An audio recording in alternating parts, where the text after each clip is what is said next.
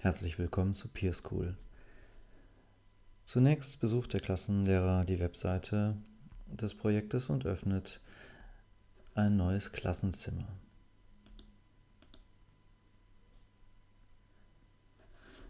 Jedes Klassenzimmer ist einzigartig und bietet ein paar Möglichkeiten für den Lehrer, um mit dem Schüler in Kontakt zu treten. Zunächst einmal sieht man an dieser Stelle das Video des Lehrers, also er sieht sich selber. Er kann sich einen Namen geben,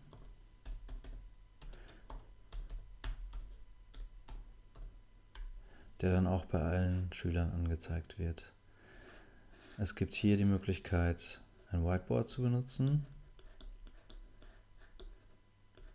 Das funktioniert auch auf Tablets und so weiter, sodass auch eine Stifteingabe möglich wäre. Das ist nur ein Prototyp, deswegen fehlen noch einige Funktionen. Im Moment kann man Farben auswählen, Stifte mit verschiedenen Farben also. Aktionen können wieder rückgängig gemacht werden oder wiederhergestellt werden und alles kann gelöscht werden. Alles das wird gleichzeitig bei den Schülern angezeigt.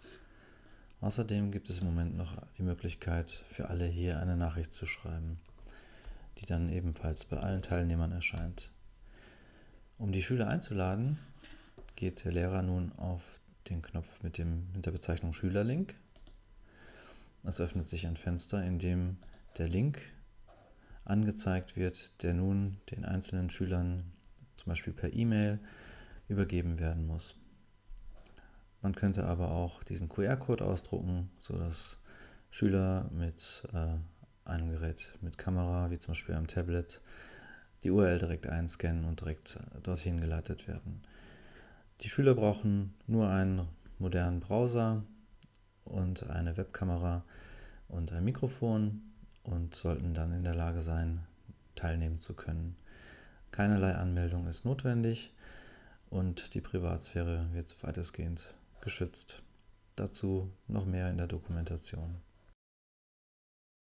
Als Schüler habe ich jetzt den Link geöffnet und sehe hier oben den Lehrer und hier unten mein eigenes Bild. Ich habe hier ebenfalls die Möglichkeit, einen Namen auszuwählen und der Lehrer schreibt nun ans Whiteboard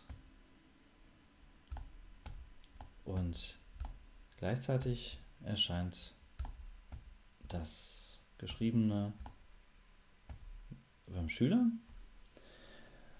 und ich nehme nochmal das hier zurück und frage den Schüler, was denn hier rauskommt. Und dann kann der Schüler hier aufzeigen und durch den hüpfenden Finger sieht er dann, dass er aufzeigt. Und beim Lehrer erscheint der Name vom Schüler Carlos mit einem Merkmal, das der aufzeigt. Ich kann also jetzt als Lehrer den Schüler dran nehmen. Der Schüler selber merkt, dass er drangenommen wurde, indem jetzt hier ein blauer Rahmen um sein Video erscheint.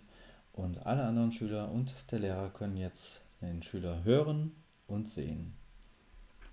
So, Carlos sagt, die Lösung ist 2. Der Lehrer schreibt sie hin. So, beim Lehrer sah die ganze Aktion mit dem Aufzeigen von Carlos folgendermaßen auf. Carlos zeigte auf. Dadurch wurde hier Carlos rot gesetzt. Ich wechsle das nochmal. So. Und dann wurde Carlos drangenommen, indem hier drauf geklickt wurde. Und so sieht das dann beim Lehrer aus.